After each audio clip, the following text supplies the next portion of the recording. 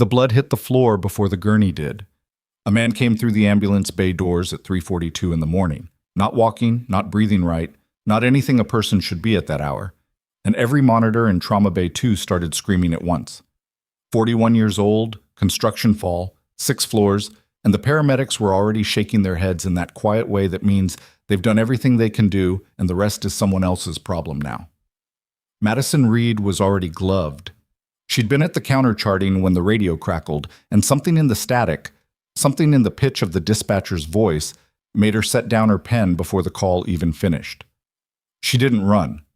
She walked fast, the way she always moved when it mattered, and she was at the bay doors before the wheels hit linoleum. The attending on call that night was Dr. Preston Hale, 47, silver-haired, the kind of physician who wore his reputation like a coat he never took off.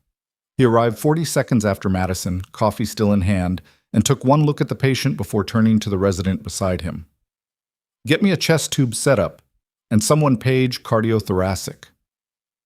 Madison looked at the monitor, looked at the patient's neck, looked at the way his trachea was sitting wrong. "Dr. Hale."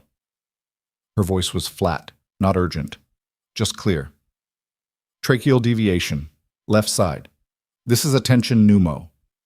He didn't look at her. "I can see the monitor, Reed." "The monitor's showing what it always shows when there's tension. He needs a needle, not a chest tube, not yet." "Thank you for your input." He said it the way people say sit down without actually saying it. Then he turned back to the resident. "Where's that setup?" Madison stood still for exactly 2 seconds. Then she reached across the supply cart, pulled a 14-gauge angiocath, found the second intercostal space at the midclavicular line by feel, years of feel, the kind that doesn't come from a textbook, and looked at Hale one more time. He was talking to the resident about the chest tube. She did it. The hiss of air that followed was immediate, loud enough that everyone in the room heard it. The patient's oxygen saturation, which had been dropping through the floor, bottomed out at 71 and then started climbing. 74, 79, 85. Dr. Hale turned around. The room was very quiet. "Blood pressure's coming up," said the tech at the monitor. She sounded surprised. Madison peeled off her outer glove, dropped it in the waste bin, and walked back to the supply cart without a word. Hale stared at the patient, then at her, then at the needles she'd placed. His jaw was doing something complicated, working through whatever a man like that works through when a nurse he's dismissed 100 times just prevented a death in front of witnesses. "Get cardiothoracic on the line anyway," he said finally, "for follow-up." Nobody said anything, but 2 of the nurses exchanged a look, the kind that meant we all saw that, and the respiratory tech near the door found something very interesting to study on his clipboard. That was Madison Reed at Callaway General Medical Center in the city of Dunmore, Pennsylvania. 29 years old, night shift, 5 years in the ER, the last 3 on overnight rotations, because that's where they put the nurses. Nobody fights to keep in daylight. She had no publications, no committee positions, no hospital lanyard loaded with access badges and credentials. She had flat-soled shoes, a badge that opened the break room and the supply closet, and a reputation that could be summarized in about 4 words by anyone who worked the day shift: quiet, dependable, unremarkable. She had never corrected that impression. "Matt, if you've made it this far, stay with me, because what happens next will change everything you think you know about the woman nobody bothered to look at twice. Follow along, hit like, and drop a comment telling me what city you're watching from. I want to see how far this story travels." Well, Callaway General was not a bad hospital. That distinction matters, because what happened there wasn't the result of malice in the building itself.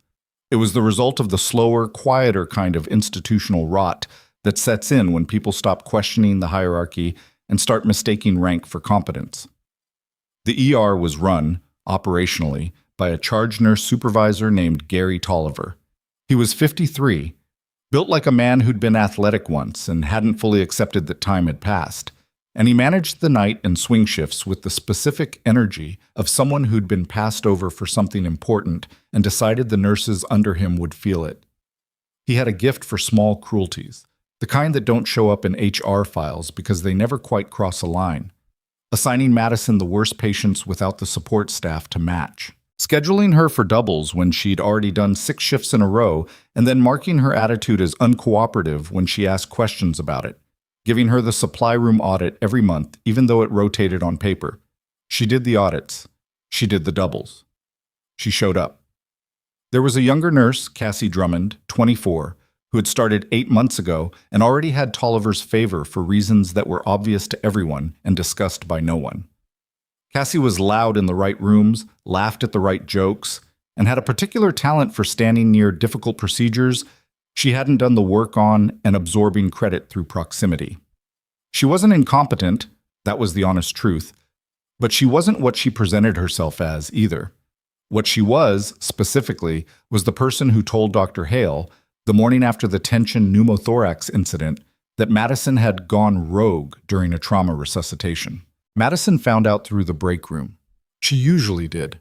The break room at Callaway General was less a room for breaks than a place where information traveled faster than the hospital's official communication channels, which were terrible. "He's filing a complaint," said Denise Okafor, a travel nurse who'd been there 4 months and had no patience for the politics because she knew she'd be somewhere else in 8 more weeks. "Hale, against you. Conduct unbecoming or whatever they're calling it." Madison was eating a sandwich. She looked up from it. "For the needle decompression. For acting outside your scope," is how he's putting it. "The patient had a tension pneumo." "I know that. You know that." Denise shrugged, the shrug of someone who'd seen this particular movie in enough hospitals to know how it ended. "Doesn't matter what you know." Madison put down the sandwich. She wasn't angry, which Denise found unnerving. She'd told Madison this before, that the absence of anger in situations where anger was warranted was its own kind of unsettling thing. But Madison just looked at the table for a moment and then looked up. "Is the patient still alive?" "He's in cardiothoracic ICU, stable." "Okay. That's it? Okay. What else is there?" Denise shook her head. "I'm going to say something. Please don't. Someone should—" "Denise." Madison's voice was quiet, but it had something in it, a specific quality of finality that Denise had learned to recognize over 4 months. "Let it go." She let it go. But she watched Madison walk back to the floor, and something in the set of Madison's shoulders, straight, unhurried, carrying something invisible that Denise couldn't name, made her think that the woman in the flat-soled shoes had been letting things go for a very long time, and that the things she'd let go hadn't disappeared. They were just somewhere else. Stored. Filed away in whatever internal architecture she'd built for exactly this purpose. The formal complaint landed on the nursing director's desk 2 days later. Her name was Patricia Vance, and she was 58 years old and had spent 22 of those years at Callaway General, working her way up from charge nurse to director of nursing services. And in that time, she had developed a particular institutional reflex. When a physician filed a complaint against a floor nurse, you took the complaint seriously because physicians generated revenue and floor nurses generated paperwork. She called Madison into her office at 7:15 a.m., at the end of Madison's overnight, when Madison had been awake for 11 hours and her body was already decelerating towards sleep. The office smelled like coffee and synthetic vanilla from one of those plug-in air fresheners. Vance was behind her desk with the complaint printed out and a yellow legal pad beside it, pen uncapped. "Sit down, Madison." Madison sat. "You want to walk me through what happened in Trauma Bay 2 on Thursday night?" The patient presented with traumatic tension pneumothorax secondary to a construction fall. Dr. Hale was moving toward a chest tube setup. "I performed a needle decompression at the second intercostal space, mid-clavicular line. The patient decompressed, saturations recovered, and he was transferred to cardiothoracic ICU, where he's currently stable." Vance nodded slowly. And Dr. Hale had indicated a different course of treatment. He hadn't indicated anything yet. He was ordering equipment. "Madison." Vance set down her pen. "You understand what scope of practice means in this hospital?" "Yes." "And you understand that a nurse performing an invasive procedure without a physician's direct order, regardless of the outcome, he would have died. Not loud, not defensive, just factual, the way a weather report is factual. The time between when I acted and when Dr. Hale would have gotten the chest tube in place. The patient would have died in that window. The deviation was clear. The breath sounds were unilateral. I made a clinical decision. You made a physician's decision. I made the correct decision. The silence that followed had weight. Vance looked at her for a long moment, not unkindly, but with something that was worse than unkindness, which was a kind of preemptive apology. I have to take this seriously, Vance said finally. I know. There are going to be questions from risk management, and Dr. Hale has requested that you be reassigned off trauma rotations pending review. Something shifted in Madison's expression. Very small, very brief. For how long? Until the review is completed, 4 to 6 weeks. Madison nodded. I want you to know, Vance said, and she clearly meant it, which somehow made it worse, that I don't think you did anything wrong, clinically, but I'm in a difficult position. You don't have to explain it to me. I know I don't. I'm explaining it anyway. Vance folded her hands. You're a good nurse, Madison. You've always been a good nurse. But this hospital runs on relationships as much as it runs on medicine. And right now, I understand. Madison stood up. Is there anything else? There wasn't. She walked out of the office and down the corridor toward the employee locker room, and she passed Cassie Drummond on the way, who was coming in for the day shift and looked at Madison with an expression that was almost not quite sympathetic, but had too much satisfaction underneath it to pass as anything genuine. Madison changed out of her scrubs. Drove home. Slept for 5 hours. When she woke up, she made coffee, stood at her kitchen window looking at the gray February sky over Dunmore, and didn't think about the complaint or the reassignment or the office with the synthetic vanilla smell. She thought about other things, older things, a landscape that looked nothing like Pennsylvania. Then she poured out the rest of the coffee and went back to bed. The reassignment put her on the medical surgical floor, which was quieter and slower and populated by patients who were sick in the methodical, long-haul way rather than the sudden catastrophic way she'd spent 5 years managing. The nurses there were fine, pleasant, mostly. They didn't know the full story of why she'd been moved, which meant she got a version of fresh start courtesy that would have been nice under different circumstances. Gary Tolliver found her on her second day of the reassignment. He came by the med-surg station at 6 p.m., which was unusual. He had no reason to be on that floor. And he stood at the counter with his arms crossed, and that particular expression he wore when he'd already decided something and was narrating it to you after the fact. I need you to pick up the weekend doubles starting Friday, he said. No greeting, no preamble. Madison looked up from her charting. I'm already scheduled for Thursday night and Saturday morning. I know. I need you to add Friday night and Sunday. That's 4 shifts in 4 days. The floor is short. It's not a request, Reed. It's a coverage issue. She looked at him. He looked back, steady, the way people look when they've calculated that you'll fold. I'll need the overtime authorization in writing, she said. Something moved through his expression. Not anger, exactly. Irritation. The specific irritation of someone who expected compliance and got a procedural question instead. I'll get it processed. In writing, before Friday. He left without saying goodbye, which was fine. She went back to her charting. She got the authorization. It was a small thing, the kind of small thing that nobody would notice and nobody would remember. But she'd learned a long time ago, in a context that had nothing to do with this hospital or this floor or this life, that documentation was the only thing that couldn't be undone retroactively. The weekend doubles were brutal. By Sunday evening, she was running on 4 hours of sleep and the specific kind of mechanical competence that comes when you've trained your body to function past the point where your mind wants to stop. She made no errors. She documented everything. When a patient on Sunday afternoon developed early signs of sepsis that the covering physician had attributed to dehydration, she flagged it twice, escalated to the charge nurse, and stayed at the bedside until the antibiotics were ordered. The patient did fine. Madison drove home Sunday night and sat in her car in the parking lot of her apartment complex for about 10 minutes before she could make herself move. Her phone was on the passenger seat.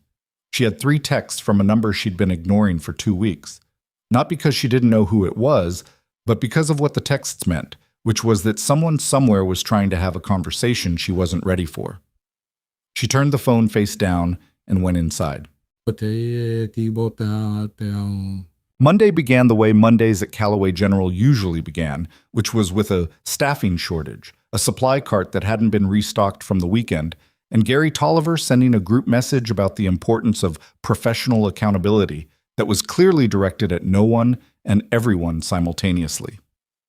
Madison was back on MedSurg for the day shift, her first actual day shift in months, a function of the reassignment schedule. And the different light was disorienting in a low-grade way. The sun through the east-facing windows doing something to the familiar architecture of the floor that made it look briefly like somewhere else. She was in with a patient, Mr. Kowalski, 74, post-op hip replacement, a man who talked about his late wife with the specific frequency of someone who needed the talking more than the listener needed the story, when she heard the commotion from the hallway. Not an emergency, not a code. Something different, a kind of controlled disruption, voices that were disciplined but raised, the particular sound of an argument that had structure to it. She finished her assessment, told Mr. Kowalski she'd be back in 20 minutes, and stepped into the hall. There were 4 of them. They were at the nursing station at the end of the corridor, and they were not hospital staff. You could tell immediately, not just from the clothes, which were civilian but carried with military posture, that specific uprightness that doesn't go away when the uniform does, but from the way they held the space, contained, alert, taking in the room the way people take in rooms when they've been trained to account for every exit. The one in front was speaking to Sandra Pruitt, the day-charge nurse, who had the expression of someone trying very hard to be helpful while also being unsure she should be. "We're looking for a nurse," the man said. He was maybe 40, compact, with close-cropped hair and a stillness about him that made the rest of the floor seem unnecessarily loud by comparison. "Name is Madison Reed. We were told she works on this unit." Sandra glanced up and saw Madison in the hallway. The man followed her gaze. He looked at Madison for 1 second. Then he said something to the person beside him, quiet, not for anyone else. And they all turned. Madison didn't move. There was a moment, maybe 3 seconds, in which the floor did that thing it does in hospitals sometimes. That sudden collective breath hold when something shifts in the air and everyone in the vicinity senses it without knowing why. Then the man walked toward her. "Madison Reed?" His voice was different up close. Still controlled, but something else was underneath it. Something that might have been not relief exactly, or not only relief. Something more complicated than relief. "Who's asking?" she said. "Major Daniel Farish, Army Medical Command." He reached into his jacket, slow, deliberate, the movement of someone who understood exactly how the gesture would read in a crowded hallway, and produced a credential. "We need to speak with you." Madison looked at the credential, then at him, then at the 3 people behind him, who were all watching her with variations of the same careful, intent expression. "About what?" "Not here." His eyes moved, once professionally, taking in Sandra at the station, 2 other nurses who had stopped pretending to do other things, an orderly at the far end of the hall who was definitely listening. "Is there somewhere private?" "I'm on shift." "I understand. We'll wait." "For how long?" "However long it takes." Gary Tolliver appeared at the far end of the corridor like a man who had been summoned by the specific frequency of a disturbance near his floor. He walked toward the group with his arms already crossing, his expression settling into the particular configuration he wore when he decided something needed managing. "Can I help you people?" The people landed a specific way. Not quite rude enough to be called rude, but not polite enough to be called anything else. Farish looked at him, unhurried. "We're here to speak with one of your staff. This is a medical floor. If you're not patients or immediate family, we're not leaving." Not aggressive, simply factual, the way a wall is factual. "We'll wait in whatever space is appropriate for us to wait." Tolliver's face did something complicated. "I'll have to call security." "That's your right." Tolliver looked at Madison, and his expression changed. Something new moving through it. Something that was not quite suspicion, but was in the same family. "Reed, do you know these people?" Madison was still looking at Farish, at his face specifically, at the particular set of it, the jawline, the posture, the controlled stillness. And something was moving through her own expression that she wasn't entirely managing to suppress. "No," she said. And it was true. She didn't know this man, but she knew what he was. She knew it the way you know a dialect, even in a stranger's mouth. Some specific configuration of bearing and economy of motion that doesn't transfer to civilian life completely, no matter how long you've been out, because it's not learned behavior. It's conditioned behavior, and conditioning goes deeper. "I'll speak with them," she said. To Tolliver, not to Farish. "You're on shift." "I know. I'll speak with them on my break." She looked at Tolliver directly. "Can I take my break?" He stared at her. She waited. "Fine," he said. 15 minutes. She took them to the small family consultation room at the end of the east corridor, the one that smelled like old coffee and was decorated with a painting of a lighthouse that nobody had ever commented on positively. The four of them filed in, and she closed the door. "Okay," she said. "Talk." Farish was the one who talked. The others arranged themselves in the room with the automatic economy of people who'd spent a long time moving through spaces in groups. Efficient, non-intrusive, covering sightlines they probably weren't consciously aware of covering. "You left service 6 years ago," Farish said. "Medical discharge." "That's not a question." "No." He looked at her steadily. "We've been looking for you." The sentence landed in the room and stayed there. "Why?" she said. "Because of what happened in Sector 7, Wardak Province." His voice changed slightly on the geography. Not emotional, exactly, but weighted. Operation Nightfall.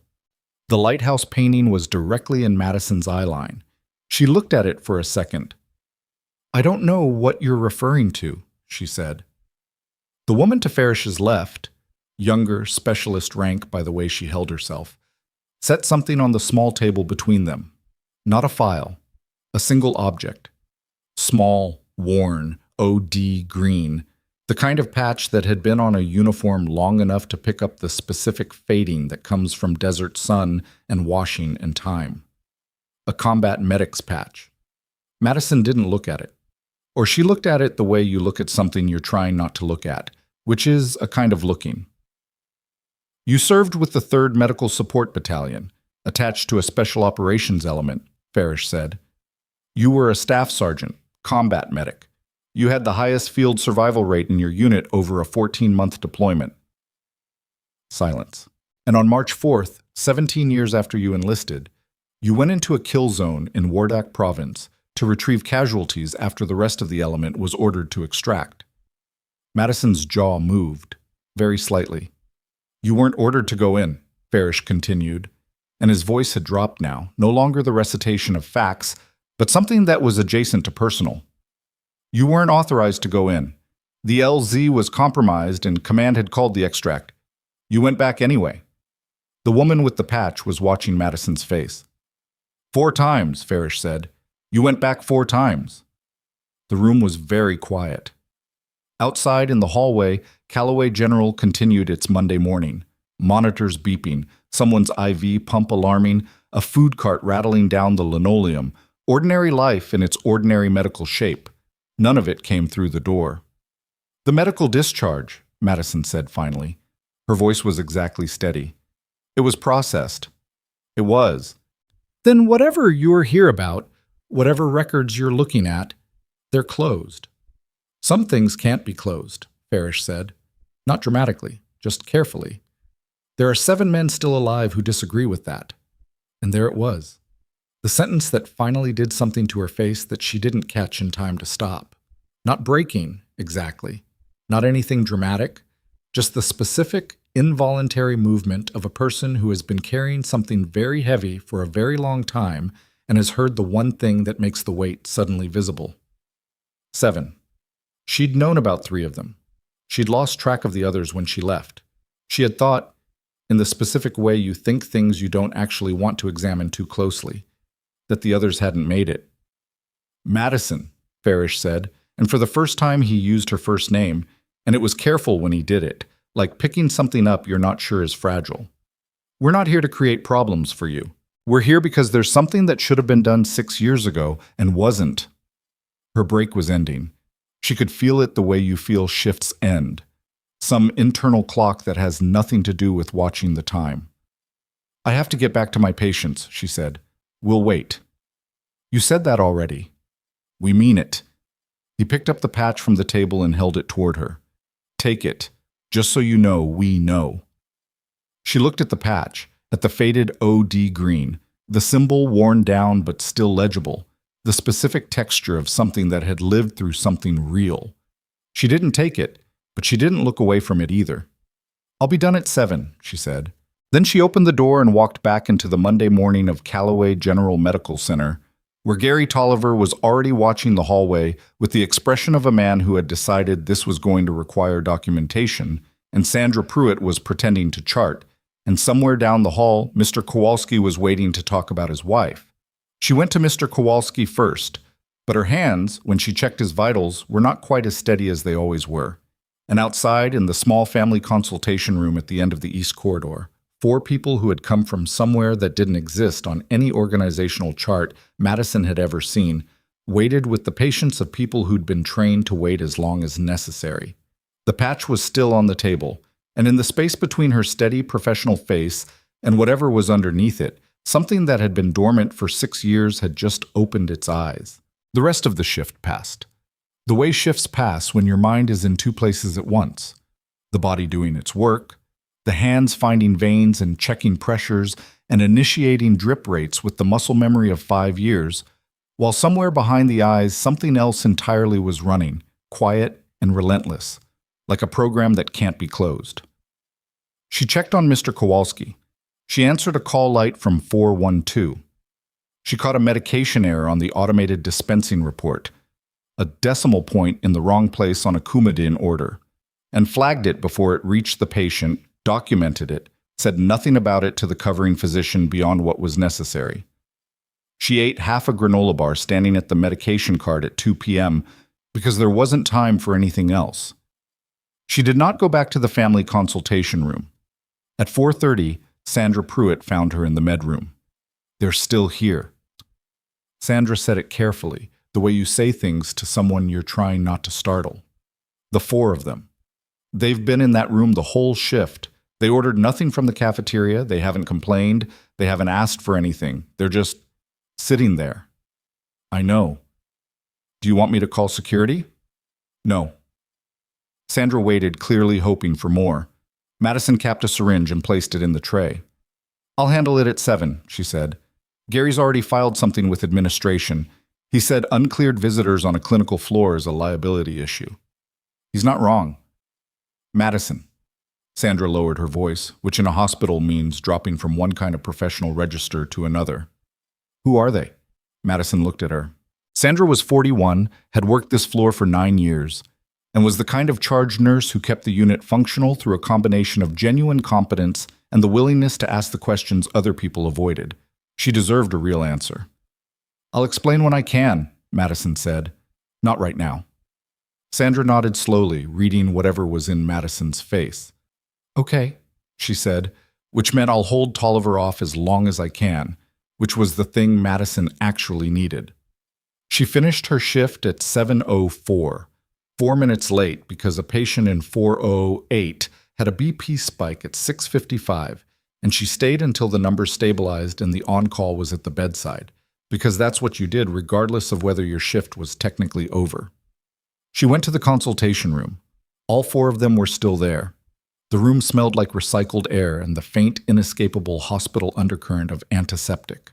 The patch was still on the table where Farish had left it, exactly as he'd placed it.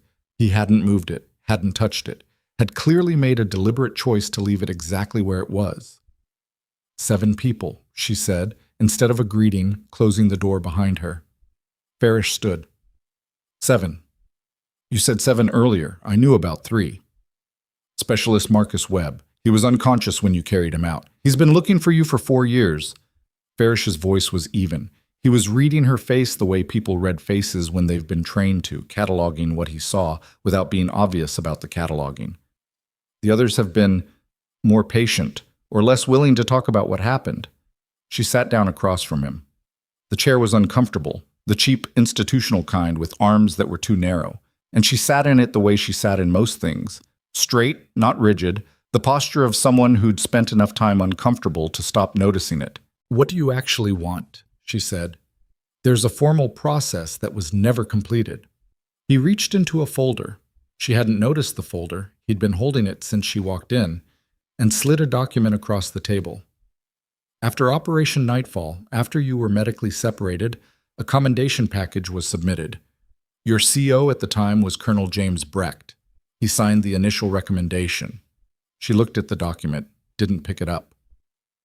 "And then?" "And then Brecht was transferred. The package moved to interim command. Things got complicated. Bureaucratically. There was a flag on your file from the medical separation, and someone used it to table the package indefinitely." His voice carried something on the word indefinitely. Not anger, but the particular flatness of a person who finds anger unproductive but feels it anyway.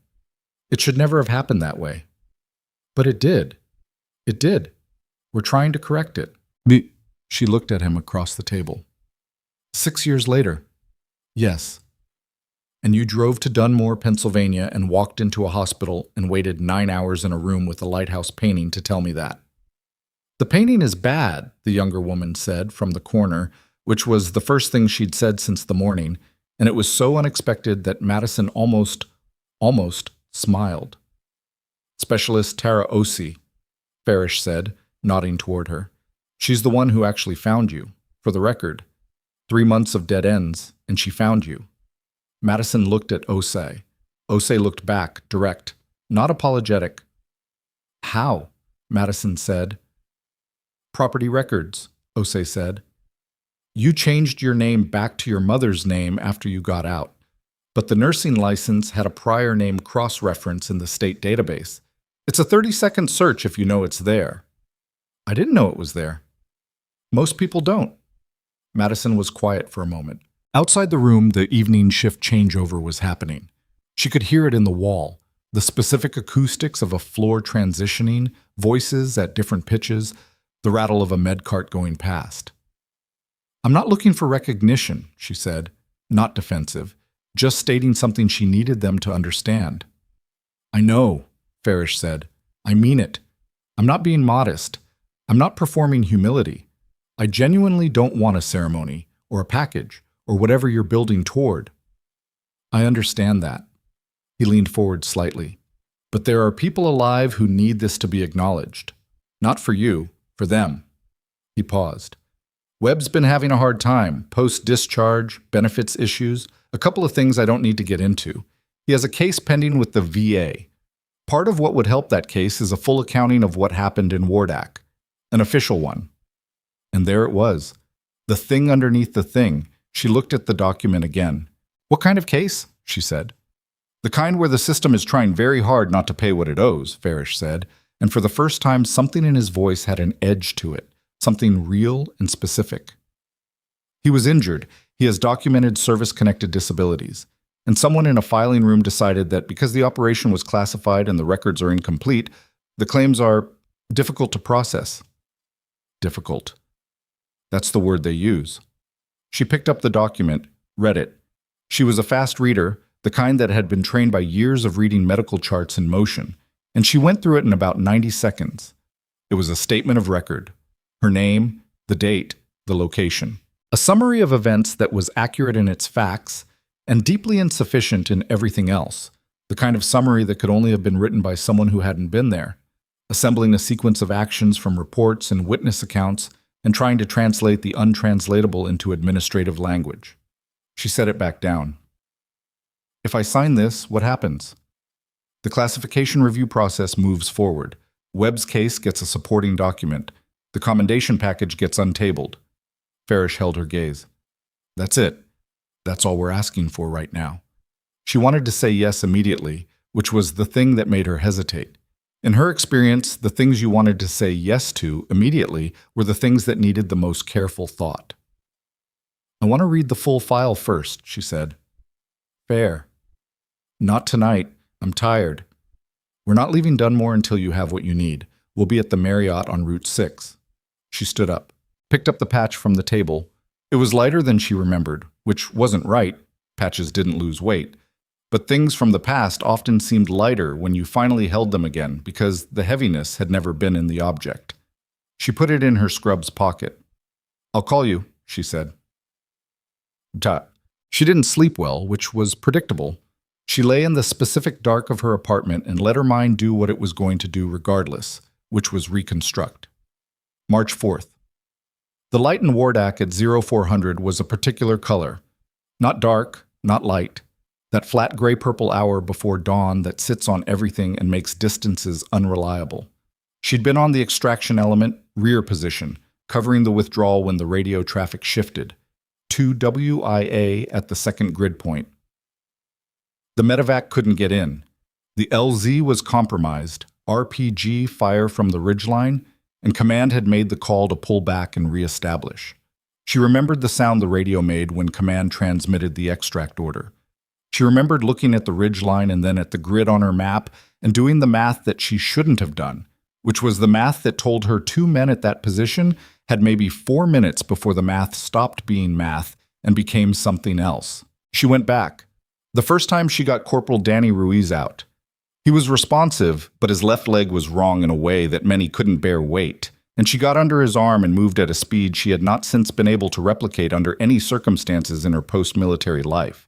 Because the body does things under certain conditions that the body flatly refuses to do otherwise. She went back 3 more times. She didn't remember all of it in sequence. Memory didn't work that way. Not for this kind of thing. What she had were isolated moments, high resolution and permanent, set into the surrounding blur. The sound of Webb's voice when she found him. The specific weight of carrying someone twice your size on terrain that isn't made for carrying. The feeling of her own heartbeat in her hands when she was working on the 4th man in the gray dawn with rounds still impacting 40 meters north. She had a shrapnel scar on her left forearm from that morning. She wore long sleeves. She lay in the dark and didn't reconstruct all of it. She stopped when she needed to stop, which was a skill she'd had to learn the hard way over years and was still not perfect at. At 3 a.m., she gave up on sleep, made coffee, and called her older sister in Portland, who picked up on the 4th ring sounding like someone dragged through 3 time zones. "You okay?" her sister said, before Madison could say anything. "Someone came to find me today." A pause. "Military someone?" "Yeah." Another pause. The kind that means I knew this would happen eventually without saying it. "What do they want?" "They want me to sign something that would make some things official. Things that happened before." "Yes." Her sister exhaled. "What are you going to do?" "I don't know yet." Madison looked out the window at the dark street below. A car passed, slow, its headlights sweeping the wet pavement. "There's a guy, someone I brought out. He's having a hard time with the VA. And your name on something would help him." "That's what they're saying." "Then you already know what you're going to do." Her sister said it not unkindly. "You've always known. You just make yourself sit with it first." Madison didn't say anything. The coffee was too hot to drink, and she was holding it anyway. "I'm scared," she said. It came out smaller than she'd meant it to. "I know, Mad. If I start, if this becomes a thing, it's already a thing," her sister said. "It was always going to be a thing. You just managed to delay it 6 years." A beat. "That's actually pretty impressive. Thank you." "I mean it as a compliment." She stayed on the phone another 20 minutes. When she hung up, the coffee had cooled to drinkable and the street below had gone empty, and the gray pre-dawn light was beginning at the edges of the sky. She called the Marriott on Route 6 at 6:15 a.m. and asked for Farish's room. He answered on the second ring, which meant he hadn't been sleeping either. "I'll sign it," she said. "But I want the full file first, all of it, including whatever flag is on my separation record. I can have it to you by noon, and I want to talk to Webb before any of this moves forward." Silence. She could hear him processing this, not reluctant, but careful. "That can be arranged." "Okay." "Madison." He stopped. Started again. "Thank you." "Don't," she said. "Not yet." She hung up and stood in her kitchen in the early morning and felt the specific, strange sensation of something that has been contained for a very long time beginning to move, and not being able to tell yet whether what was moving was towards something good or simply towards something true, and whether those were the same thing. Popeye. She made the mistake of going into Callaway General that afternoon. She wasn't scheduled. She'd come in to pick up a textbook she'd left in her locker and to check on Mr. Kowalski before his discharge, which wasn't strictly necessary, but which she would have done regardless, because he was going home to an empty house, and he'd mentioned once, almost in passing, that he had a tendency to skip his blood thinner doses when there was nobody reminding him.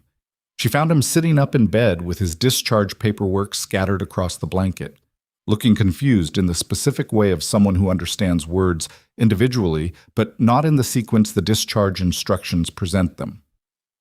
"They want me to take this one with food," he said, holding up a printout. "But then they say not to eat for 2 hours before this one, and if I take them both at the same time, let me see." She sat on the edge of the chair beside his bed, took the paperwork, spent 6 minutes walking him through the schedule in plain language, wrote it out in large print on a piece of notepaper from the bedside drawer. He thanked her 3 times. She told him to call his primary if his ankle swelled, and he promised he would, and she believed him about 40%. She was in the hallway outside his room when Gary Tolliver appeared. This was not an accidental appearance. She could tell from the way he was positioned, facing her direction, arms at his sides, not carrying anything, which meant he'd been waiting. "You're not on the schedule today," he said. "I know. I came to check on a patient before discharge." "That's not your role when you're off shift." He needed help with his discharge instructions. "That's what the floor nurses are for." His voice had something new in it today. Not the usual irritation, but something more deliberate, something that had been thought about. "You had unauthorized visitors on the floor yesterday.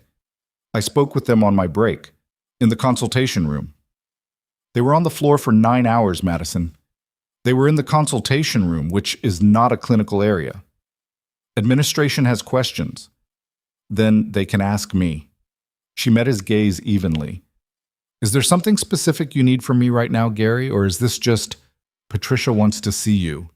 He said it over her sentence, cutting it off. "This morning, her office. I'm not on shift. She knows, she's asking anyway." He paused, and she could see him deciding whether to say the next part, and then deciding to say it. "This is about more than yesterday, Madison.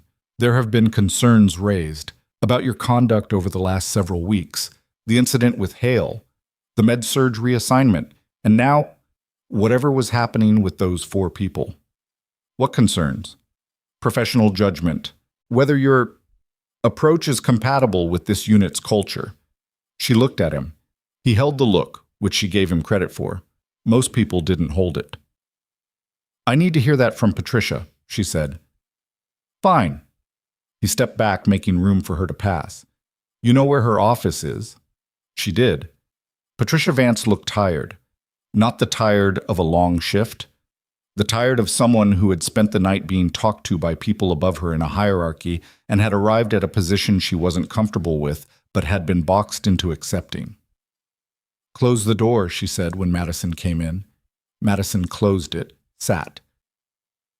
"I want you to know I've thought carefully about this," Patricia began, which was exactly what people said when they had decided something and didn't want you to think the decision was hasty, and the worse the decision, the more carefully they said it. "Tell me what it is," Madison said. "The complaint from Dr. Hale is moving forward. That's not in my control. It went to the Medical Executive Committee." She was looking at a point slightly to Madison's left, which was the tell. "In addition to that, there have been concerns raised by charge staff about the visitors yesterday and what that might mean for patient safety and unit security. I want to be clear that I'm not making any accusations." "What decision have you made, Patricia?" A breath. "I'm placing you on administrative leave while the conduct review completes. Paid. Full pay. You'll have access to union representation. This isn't punitive. It's procedural." The room was very quiet. "How long?" "The committee timeline is 6 to 8 weeks. Madison looked at her, at the air freshener, at the yellow legal pad that was there again, pen uncapped again, like a prop in a recurring scene. "You know what I did in that trauma bay was right," she said. "You said so yourself. This isn't about, you know he would have died, you know that. And you're—" She stopped, started again more carefully. "You're doing this because Preston Hale has privileges at 2 other hospital systems in this region, and because Tolliver filed something, and because 4 people from outside this institution showed up and nobody knew why, and it's easier to put me on leave than to deal with any of that directly. Patricia said nothing. Is that what's happening? Madison, this is... I know. She stood up. I know what it is. She picked up her bag. I'll need the leave documentation in writing, same as the overtime authorization. Of course. And I want a copy of everything Hale submitted. You're entitled to that through the union process. She was at the door when Patricia said her name one more time. For what it's worth, Patricia said, I don't think... I know. Madison's voice was steady. I know what you think, Patricia. It doesn't change what you're doing. She walked out. The hallway was busy in the way hospital hallways are always busy. Movement, noise, the incessant background sound of a place where things are always happening to someone. She walked through it and out through the main entrance and into the February air, which was cold and gray and smelled like rain coming. She sat in her car for 30 seconds. Then she called Farish. How fast can you get me that file? She said when he picked up. His voice shifted, reading something in her tone. What happened? I just got placed on administrative leave. A pause. Because of us? Partially. She started the car.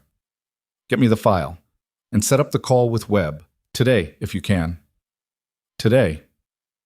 She pulled out of the parking lot and didn't look back at the building, which she had looked back at every day for 5 years. Not from sentiment, but from habit. The way you glance back at a place you're leaving, and the fact that she didn't look was not a decision. It just happened, and she noticed it happening, and what she felt when she noticed was something she didn't have a clean word for. Not freedom, not anger. Something more complicated than either, something that involved both and neither, and something else underneath that she hadn't fully identified yet.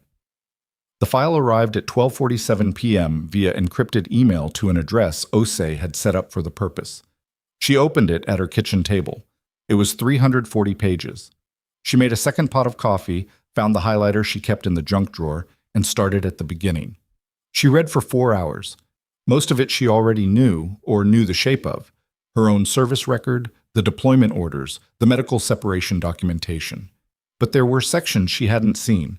Witness statements taken in the weeks after nightfall, some from people she recognized, and some from people who had apparently witnessed things from positions she hadn't known were occupied. A casualty report that listed all 7 names. A commendation narrative that someone, Brecht, she could tell from the syntax even without the name, had written with a careful anger, the kind of anger that gets channeled into precision when the writer knows that imprecision can be used against the document.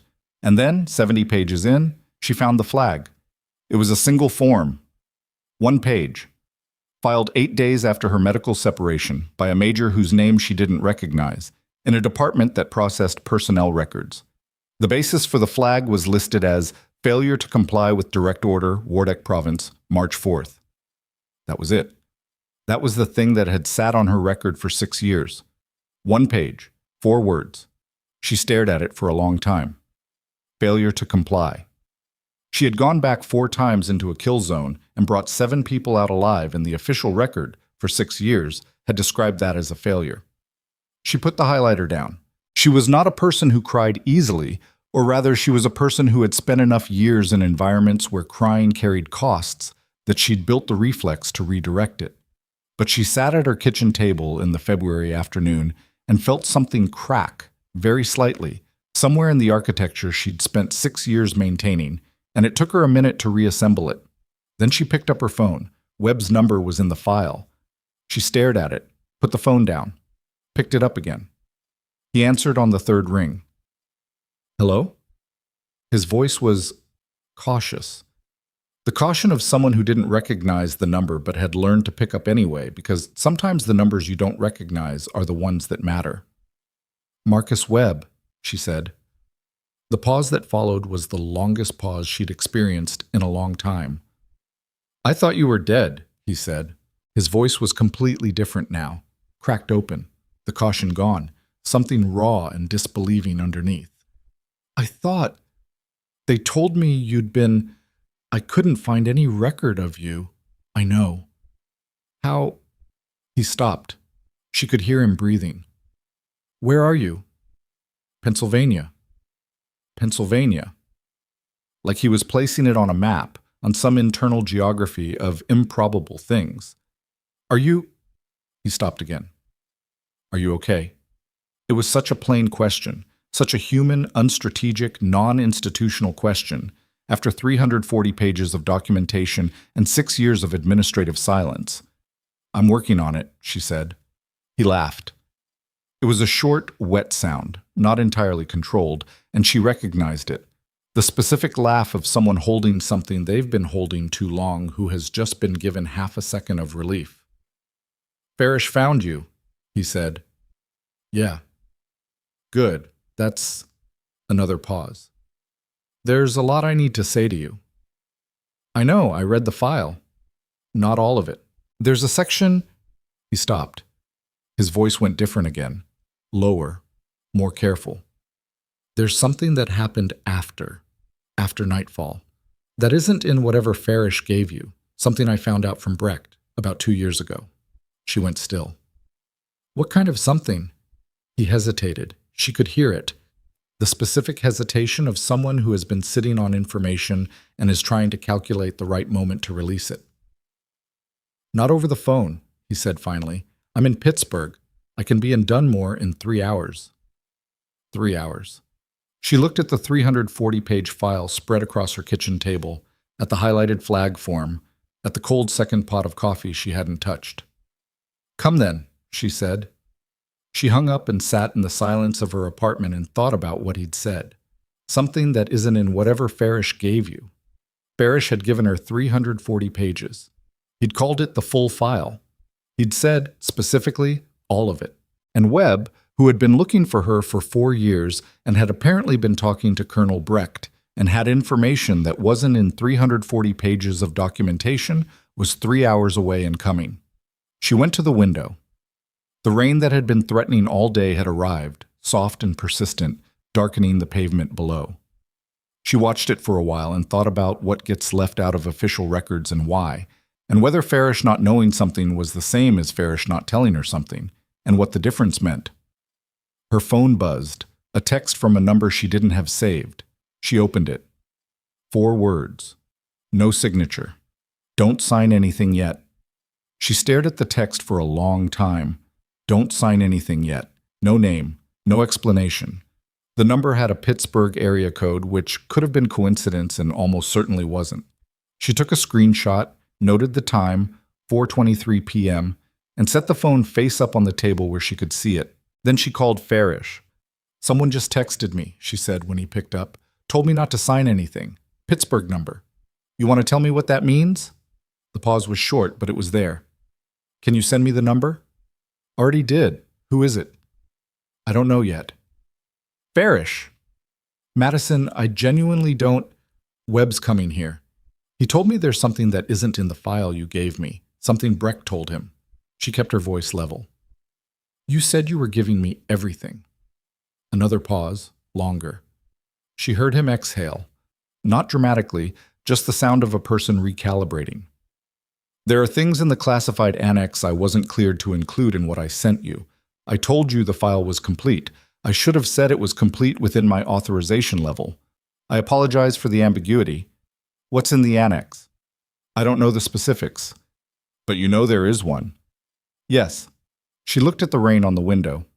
Get me cleared for it. That's not something I can do by phone. Then figure out what you can do. She hung up. She sat for a moment with her hands flat on the kitchen table, on either side of the spread file, and thought clearly and without panic about what she actually knew versus what she'd been told, and what the gap between those things might contain. What she knew, 7 men. March 4th, the flag on her record. 6 years of administrative silence, a commendation package that had been tabled by someone for some reason using the flag as justification. What she'd been told. The process had been delayed bureaucratically. An interim command, a transfer. Things getting complicated. What she hadn't been told, whatever was in the classified annex, whatever Brecht had told Webb. And now whoever had sent 4 words from a Pittsburgh number an hour before Webb was set to arrive. She picked up the flag form and read it again. Failure to comply with direct order, Wardak Province. March 4th, filed by a major whose name she hadn't recognized when she first read it. She looked at it again now. A name that meant nothing to her from the deployment, no face attached to it, no memory of an interaction. A major in a personnel records department who had filed a flag 8 days after her separation. She pulled up her laptop and ran the name through 3 different searches in the time it took the coffee to reheat in the microwave. The major had retired 4 years ago. His last posting had been with the Army Inspector General's office. Before that, 2 years at the Pentagon in a section that processed commendations and awards. She stopped. Read that again. A major who processed commendations had filed a failure to comply flag on the record of a soldier whose commendation package had then been indefinitely tabled. She closed the laptop, opened it, ran the name against Brecht's name. Nothing direct. But the second-degree connections, a shared posting, overlapping dates, the same processing division, were there if you looked, and she was looking, and the picture they made was not the picture of bureaucratic accident or administrative delay. It was the picture of something deliberate. Webb arrived at 7:11 p.m. He was 34, which she knew from the file, but which still surprised her when she opened the door. He looked older than that, the specific older that comes from years of carrying something heavy, though he was also clearly someone who had fought back against it because he was upright and present in a way that cost visible effort. He had a cane she hadn't expected, a lightweight aluminum one that he carried more than he leaned on, as if he was still negotiating the terms of needing it. They looked at each other for a moment in the doorway. "You look the same," he said, which wasn't true, and they both knew it, but she understood what he meant. "Come in," she said. She made fresh coffee because it gave both of them somewhere to look while the first terrible awkwardness of the thing settled. He sat at her kitchen table and looked at the file spread across it. 340 pages, highlighted and annotated. And something moved through his expression. "You read all of it," he said. "Yes." "The flag?" "Yes." He wrapped both hands around the mug she set in front of him. His left hand had a tremor, faint but consistent, the kind that comes from nerve damage, the kind that doesn't fully resolve. She noticed it and didn't say anything, which was the correct thing to do. And he noticed her noticing and not saying anything, and some of the awkwardness went out of the room. "What did Brecht tell you?" she said. He looked at the table. About a year after nightfall, Brecht started getting questions. Not official ones, informal. People asking about the operation, about the KIA count, about specifically why the commendation package had been filed so quickly. He paused. The questions were coming from inside the Pentagon, from a colonel named Hartwick. She didn't recognize the name. Who is Hartwick? He was attached to a joint coordination office that was running a parallel operation in the same province. Different unit, different mission, but same operational theater. Webb looked up at her. The operation that Nightfall was supporting. I didn't know anything about a parallel operation. Nobody in our element did. That was the point. He turned the mug in his hands. Hartwick's operation had casualties the same night, March 4th, same engagement window. And the way those casualties happened, the way the timeline looked, it created a question about orders and who gave them when. She was very still. What kind of question? The kind where someone senior made a call that got people killed, and the documentation of that call was incomplete. He said the word the way Farish had said indefinitely, with a specific flatness that meant the opposite of what it said. Brecht thinks, he's pretty sure, that your commendation package getting tabled wasn't about you. It was about the package drawing attention to the timeline, to what was happening at the second grid point on March 4th, in the hour before you went back in. Madison processed this. Outside, the rain had intensified, coming down steadily now against the windows.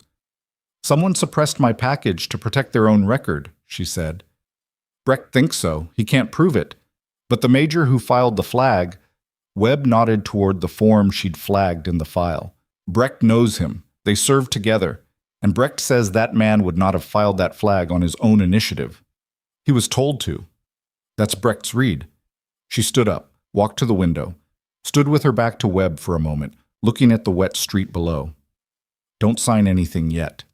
Whoever had sent that text had known Webb was coming, had known she'd received the file, knew enough to warn her before she put her name on a document that might surface the timeline, which meant, "Who sent me that text?" she said, still facing the window. "What text?" She turned around, showed him her phone. He looked at the number and his face went careful in a specific way. "I don't know who that number belongs to," he said, "but Breck told me someone from the IG's office contacted him last month. Someone who is looking at Hartwick." He met her eyes. "An active investigation, Madison. That's what he thinks is happening. The IG's office, the Inspector General, where the major who filed her flag had last worked before retiring."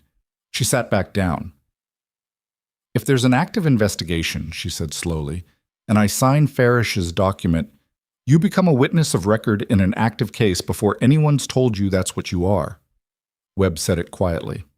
Breck didn't want to call Farish directly because he doesn't know how much Farish knows. He's not saying Farish is dirty, he's saying Farish might not have the full picture. She looked at the file, at everything she'd spent 4 hours reading, all the careful documentation, all the facts and dates and names, and thought about what it means to know everything that's been written down and nothing about what was decided before the writing started. "I need to talk to Brecht," she said. "He's expecting your call." The call lasted 40 minutes. Brecht was 71, retired, living somewhere in Virginia, and his voice had the quality of a man who had been waiting to say something for a long time and had been careful about who he said it to. He confirmed what Webb had outlined, and then he went further. "Hartwick is still active duty," Brecht said. "Colonel currently attached to Army Forces Command. He was up for Brigadier General 18 months ago. The promotion was delayed, no public reason, but I know people who know people, and the delay tracks with someone in the IG's office starting to pull the March 4th records." "If his promotion is pending," Madison said, "and my commendation moves forward, the timeline surfaces. The question about who gave what order when gets documented officially. And his promotion board has to look at it." Brecht paused. "He has been, in my assessment, a man with powerful friends who has benefited from things staying buried. For 6 years. And my flag was protection, not from you specifically, from the record that your actions create when they're documented. Because your actions on March 4th happened in the specific window that makes his decision look like what it was." She thought about that, about 4 trips into a kill zone and what they looked like on a timeline, and what the space before those 4 trips contained, and who else had been making decisions in that space. "If the IG is already investigating," she said, "they already have the timeline." "They may have it. They don't have a first-hand witness account from someone who was at the second grid point and survived. That's what Farish's document would give them. But it would also give Hartwick's people time to prepare, because the moment you sign, it goes into the official record, and the official record has readers on both sides." She sat in silence for a moment. "So what do I do?" she said. "Wait for the IG?" "I think someone from the IG is already trying to reach you," Brecht said. "The text." She went cold. Not from fear, from the specific sensation of things clicking into sequence, the shape of something becoming visible. "The Pittsburgh number." "I don't know. But if I were someone at the IG who knew you'd been found, I'd have watched the Farish contact and moved to warn you before you signed." She hung up at 9:45 p.m., sat across from Webb at the kitchen table. The file was still spread between them, and the rain was still coming down, and the coffee had gone cold again. "What are you going to do?" Webb said. She looked at the flag form. 1 page, 8 days after her separation. 4 words that had sat on her record for 6 years so that a colonel with powerful friends could move toward brigadier general without a dead reckoning of what he'd done on March 4th in Wardak province. "I'm going to call the Pittsburgh number," she said. She called it. It rang twice. A woman answered. Professional voice, measured, the specific cadence of someone accustomed to saying very little while conveying very much. "Ms. Reed." Not a question. "Who are you?" Madison said. "My name is Special Agent Dana Voss, Army Criminal Investigation Division, attached to the Inspector General's office." A pause. "We've been hoping you'd surface." "Hoping," Madison said. "Or watching." "Both, honestly." No apology in it. We've had a file on the March 4th timeline for 14 months. We've been building the documentation. What we don't have—" She stopped. Started again. "What we cannot compel, because you left service and you're a civilian now, is a voluntary witness statement from someone who was physically present at the second grid point in the window between Command's extract order and your first casualty extraction. That's a narrow window." 11 minutes, Voss said. "We know almost everything that happened in those 11 minutes. We're missing one account." Madison looked at Webb across the table. He was watching her with the expression of someone who has driven 3 hours through rain to be in the room where something that has been coming for 6 years finally arrives. "And if I give you that account," Madison said, "what happens to Farish's process?" "It continues, separately. You'd be doing both, the witness statement for us, the signature for Farish, but sequencing matters. You give us the statement first under CID documentation and protection before it enters any public record. Then you sign Farish's document. By then, Hartwick's people have a much smaller window to, how long do I have to decide?" Voss was quiet for a moment. When she spoke again, the measured cadence had something under it, something that was almost urgency but was too controlled to call that. "The promotion board reconvenes in 11 days. If Hartwick makes general before this is in the official record, the window for accountability becomes significantly smaller." 11 days. She looked at the flag form one more time, failure to comply. "I'll meet with you," she said. "Tomorrow. There's one more thing you should know before you agree." Another pause, the kind that means the next sentence was written in advance, prepared for precisely this moment. "Hartwick's office contacted Callaway General Medical Center this afternoon. We believe he became aware that Farish found you. We don't know what was said, but within 2 hours of that contact, you were placed on administrative leave." The room was very, very quiet. Webb saw it happen on her face, the thing that shifted, the thing that came apart and reformed into something colder and more specific than anything that had come before. He had seen that expression once, in a place very far from a Pennsylvania apartment kitchen, and he would later describe it to Farish as the moment he understood that the woman who had carried him out of a kill zone in the gray Wardak dawn hadn't gone anywhere. She'd just been waiting.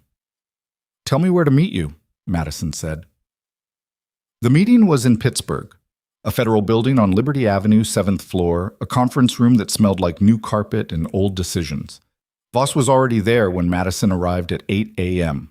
A woman in her mid-40s, compact and precise, with the kind of face that gave nothing away on a first reading and probably not much on a second either. She had 2 agents with her, a laptop open, and a court reporter in the corner whose presence Madison hadn't expected but understood immediately. This was not preliminary. This was the statement. "You brought a court reporter," Madison said. We want it clean, time-stamped and certified from the first word." Voss gestured to the chair across from her. "You have the right to have an attorney present. If you want one, we'll pause, and I don't need one." Madison sat. "Ask your questions." Voss looked at her for a moment, the professional assessment of someone deciding how much time they'll need for this, and then nodded at the reporter. "Special Agent Dana Voss, Army CID, Inspector General's Office." "Voluntary witness statement, read, Madison Ann Shemke. Date, Iki." She stated the date, the time, the case number. Then she folded her hands on the table and looked at Madison directly. "Tell me about March 4th. Start wherever it starts for you and don't skip anything because it seems small." Madison started talking. She talked for 2 hours and 19 minutes. She was not a naturally verbose person, and the length was not because she rambled. It was because Voss asked precise, layered questions, and she answered them precisely, and the precision required time. She described the extraction order, the radio traffic, the specific language of the command transmission, which she had not allowed herself to recall in 6 years, but which came back with the fidelity of something that had been stored rather than forgotten. She described what she saw at the ridgeline, the grid coordinates, which she gave from memory and which Voss cross-referenced against a topographic map spread on the table without comment. She described the 11 minutes between the extract order and her first trip back. In those 11 minutes, she said, there had been a second transmission, not from her element's command net, from an adjacent frequency that she shouldn't have been monitoring but was, because she'd learned early in deployment that adjacent frequencies carried things the primary net didn't, and those things were sometimes the ones that kept you alive. The transmission was from a unit she didn't belong to, a voice she didn't recognize, giving a grid correction to an element at the second grid point. The correction was wrong, not wrong by accident, wrong in a specific directional way that moved an element away from cover and into an exposure window. She had registered it as she registered most things in that environment, with the part of her brain that ran continuously in theater, logging, and sorting. She had noted it, and then the extract order came and she had other things to manage. But in the 11 minutes before she went back in, while the element was pulling out and the radio traffic was settling, she had heard the aftermath of that correction. The contact report. The KIA count from Hartwick's element, 4 men, and the grid where they went down, which was the grid where that directional correction had sent them. She told Voss all of this. The court reporter's fingers moved without pause. When she finished, the room was quiet for a moment. Voss was looking at a point on the table, the specific look of someone running a calculation. "You never reported the transmission," Voss said. "No." "Why?" "Because I couldn't verify it. I had one fragment of audio from an adjacent net that I wasn't supposed to be on. I didn't have the context. I didn't have the name behind the voice." She paused. "And then I was in a kill zone 4 times, and then I was medically separated, and then I told myself it was possible I was wrong about what I'd heard." "Were you?" "No." Voss nodded slowly. "We have the transmission logs. We've had them for 8 months. What we didn't have was someone who heard that transmission in real time who could testify to the fact that it was audible at that position on that frequency." She looked up. "You just gave us the corroboration we needed to compel Hartwick's communications records from that window, which we have been unable to get because his attorney has been arguing that our existing evidence is inferential." Madison absorbed this. "My account makes it direct. Your account makes it a question of command decision and communication, not circumstance. That's a different legal threshold." Voss uncapped a pen. "I need you to understand what comes next. This goes to the JAG office today. Hartwick will be notified that a formal inquiry has been initiated. His promotion board will be informed and the board will be paused pending the inquiry's outcome." She looked at Madison steadily. "He will know it was you." "I know. His attorneys will look at your current situation, the administrative leave, the Hale complaint, and they will look for ways to characterize your credibility." "I know that too. We'll protect the statement. The certification, the timestamp, the cross-reference coordinates, it's solid. But the personal attacks will happen anyway." Voss said it without apology, just information. "People who are about to lose something significant don't go quietly." "Major Breck doesn't go quietly either," Madison said. "He'll corroborate whatever you need corroborated. And Webb was at the second grid point." She held Voss's gaze. "And there are 6 other men who were on that operation who are still alive." Something shifted in Voss's expression. Not surprise. She'd done her homework, but a kind of confirmation, the satisfaction of a case that has just become more solid than it was 30 seconds ago. "We'll need contact information for all of them," Voss said. "Talk to Farish. He found them." She signed the statement at 10:41 a.m. The court reporter removed her certification copy. Voss shook her hand, brief, professional, and walked her to the elevator. In the elevator, alone, going down, Madison stood with her hands at her sides and felt the specific physical sensation of something that has been inside you for 6 years having finally been said out loud, which is not lightness, exactly. It's more like a pressure change, like the needle decompression in Trauma Bay 2, the hiss of air, the equalization, the body finding its way back to a pressure it can sustain. She called Farish from the parking garage. "I gave CID the statement," she said, when he picked up. A pause. "You should have told me you were talking to Voss." "I know." "Madison, Farish." Her voice was not unkind. "I'm going to sign your document today, but I need you to know what's underneath all of this, if you don't already. Because if you don't know, you should. And if you do know, and you didn't tell me, I didn't know about Hartwick." He said it evenly. "I knew there was a classified annex. I told you I wasn't cleared for it. I did not know what was in it. a beat. I'm not in the habit of sending people into situations I understand to be dangerous without telling them. She believed him, not entirely, but enough. Okay, she said. The document is still valid. The commendation package still moves forward. Those are two separate tracks. I know. How are you doing?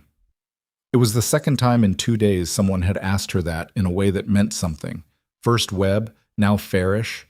She stood in the Pittsburgh parking garage in the February cold and considered the question with more honesty than she usually applied to it. I'm functioning, she said. That's what I've got right now. Okay. He didn't push it. I'll send the document to whatever address you want. Sign and return, or I can come to you. Come to me. I want a witness in the room. Tomorrow morning? Tomorrow morning. She drove back to Dunmore in weather that couldn't decide what it was, sleet shifting to rain, shifting to something almost clear. And she used the 3 hours in the car to think about Callaway General. Not about her job, specifically, about Hartwick contacting them, about a colonel with powerful friends picking up a phone and calling a hospital in Dunmore, Pennsylvania, and what exactly he'd said and to whom he'd said it. The timing was precise. Within 2 hours of Farish finding her, her administrative leave had been formalized. Before that, she'd been on a reassignment with a pending complaint. Uncomfortable, unfair, but survivable. The leave was different. The leave was the kind of thing that could become permanent if the review went wrong, if the Hale complaint gained traction, if somebody with institutional weight decided that a nurse on administrative leave with a conduct review pending was not someone Callaway General wanted back. She thought about Patricia Vance's face, the apologetic preemptive apology, the air freshener. She thought about Gary Tolliver appearing in that hallway like a man who had been positioned there. She stopped at a gas station outside of Greensburg, filled the tank, bought a terrible cup of coffee, and drank it standing next to the car in the cold because she needed the air. Then she called Sandra Pruitt. I have a question, Madison said when Sandra picked up. Tolliver came to the med-surg floor yesterday, before Patricia called me in. Did you see anything before he got there? Sandra was quiet for a moment, in the specific way that meant she was deciding how much to say. He got a phone call, she said finally, about an hour before he came up. I saw him on his cell in the hallway. Not his work phone, his personal one, which he doesn't usually use on shift. Did you hear anything? Just his side. He said yes a few times, and then he said, I can take care of the paperwork today. Another pause. I didn't think much of it at the time. Okay. Thank you, Sandra. Madison. Sandra's voice dropped. What's happening? The real version. I'll tell you when I can. Soon. She hung up and stood in the gas station parking lot and thought about a colonel making a phone call to someone who called Gary Tolliver, who went upstairs and positioned himself in a hallway, and then told her Patricia wanted to see her. It was not a conspiracy in the dramatic sense. It was something more mundane and more dangerous. It was institutional pressure applied through existing cracks, through a supervisor who already didn't like her, and a director who was already in a difficult position, and all it required was one phone call to activate the machinery that was already in place. She got back in the car and drove. Farish arrived at 9 a.m. the next morning with Osei and a notary and the document. They sat at Madison's kitchen table. The same spread of papers now reorganized into a different configuration, and she read the document one more time before signing, because she read everything one more time before signing, always. She signed. The notary certified. Osei witnessed. It was a quieter moment than she'd expected, given everything. Just a pen and a page and her name, and then it was done, and the commendation package was active again after 6 years. What happens now? She said, setting the pen down. The package goes to Army Human Resources Command today. Farish capped the document folder. Standard timeline from there is 6 to 8 weeks for review and formal approval. The award ceremony. I don't want a ceremony. That's not... He stopped. The Army determines the format for that. It's not fully within my discretion. You can advocate. I can recommend. He looked at her. What would you want instead? I want the flag removed from my record. She said it plainly. That's what I want. The rest of it, the package, whatever comes with it, that's for the men who were there. Not for me. He nodded. The flag removal is already in motion. Voss's office put in the formal request this morning, given its connection to the active inquiry. He paused. It should be off your record within the week. Something in her chest that had been tense for so long she'd stopped recognizing it as tension released, very slightly. She didn't let it show. After they left, she sat alone in the apartment for a while. Then she pulled up the Callaway General Employee Directory on her laptop and found the direct number for the hospital's legal department. The attorney's name was Richard Sorensen. He was the hospital's employment counsel, a compact, careful man who answered his own phone and listened without interrupting, which she appreciated. "I'm on administrative leave," she said, pending a conduct review initiated partly as the result of pressure applied to this institution from outside it. "I want to understand what the hospital's legal exposure looks like if that outside contact can be documented." A beat. "What kind of outside contact?" "A United States Army colonel who is currently under investigation by the Army Inspector General's office contacted someone at Callaway General within hours of my leave being formalized. I have a witness to a phone call received by my direct supervisor on his personal cell the same day, prior to the paperwork being filed. I'm not accusing anyone of anything yet. I'm asking you what that looks like legally if it can be established." The silence on the other end had a quality she recognized, the sound of an attorney rapidly restructuring their understanding of a situation. "Ms. Reed," Sorensen said carefully, "are you represented by an attorney?" "Not yet." "I strongly suggest you get one. Today." He paused. "And I want to be clear that my obligation is to the institution, not to the individuals involved in the administrative decision." "I understand that. With that said," he cleared his throat, "if what you're describing can be documented, external pressure applied to influence an internal employment action against a protected employee, the institution would have significant concerns about its own exposure. That kind of influence, if it can be traced, would not reflect well on anyone involved in the decision, including the individuals who executed the decision. Potentially, yes." "Thank you," she said, and hung up. She called a labor attorney in Pittsburgh at noon, got an appointment for the following morning. Then she wrote a 4-paragraph summary of the timeline: Farish's arrival, the administrative leave, Tolliver's phone call, Hartwick's contact, Voss's statement, and emailed it to the attorney before she went to bed. She slept better than she had in 3 days. The promotion board pause was announced through Army channels on a Thursday. Farish called her when it hit the official record, his voice carrying the specific controlled energy of someone who'd been waiting for a domino to fall. "It's done," he said. "Board paused pending inquiry. Hartwick's been notified." "How did he take it?" "He retained civilian counsel within 4 hours, which tells you everything." A pause. "Voss thinks the inquiry will take 30 to 60 days. If Hartwick's communications records come through clean, it stops there. If they come through the way she expects them to, then what? Then it goes to JAG for a formal charge recommendation. Could be anything from dereliction to conduct unbecoming to, at the higher end, charges related to the deaths of his own soldiers." She sat with that for a moment. 4 men who had died at a grid where a wrong correction had sent them. "Brecht knew about this for years," she said. "Brecht didn't have evidence. He had a theory and a pattern and a lot of things that felt wrong." Farish's voice was even. "That's different from what you gave Voss. What you gave her was firsthand, present at the time, specific about the frequency and the content.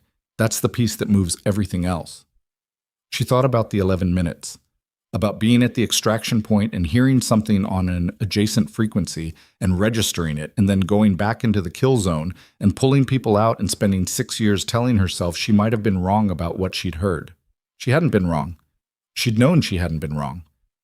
"Farish," she said, "the men who died in Hartwick's element, do you know their families?" "Some of them. Why?" "When this goes public, whenever that happens, someone should reach out before it does. Not after. They deserve to know what's coming before they read it somewhere." A pause. Yes, you're right." He sounded slightly caught off guard, the way people sound when someone else has thought of the human thing before they have. I'll take care of it. Thank you. She hung up and went to make coffee and stood in her kitchen in the gray February morning and thought about those 4 men whose names she didn't know, who had been at a grid coordinate in Wardak province because a voice on a radio had told them to be there, and what it would mean for their families to finally understand why. Callaway General moved faster than she expected. She'd assumed the institution would be slow. Institutions were slow. It was one of the things they were designed to be, a buffer against sudden movements. But the labor attorney, a woman named Elaine Marsh, who turned out to be specifically excellent, had filed a formal notice of potential whistleblower retaliation on Friday morning, and by Friday afternoon, Sorensen had called Marsh. And by Friday evening, there were 3 administrators at Callaway General having a conversation that Madison wasn't in, but could reconstruct from first principles. Marsh called her Saturday morning. They want to meet Monday. What kind of meeting? The kind where they ask questions they already know the answers to and then offer you something to avoid finding out what you'd say in a deposition. Marsh's voice was dry. I've had this meeting approximately 40 times in my career. I'll tell you what they'll offer before we walk in. Tell me now.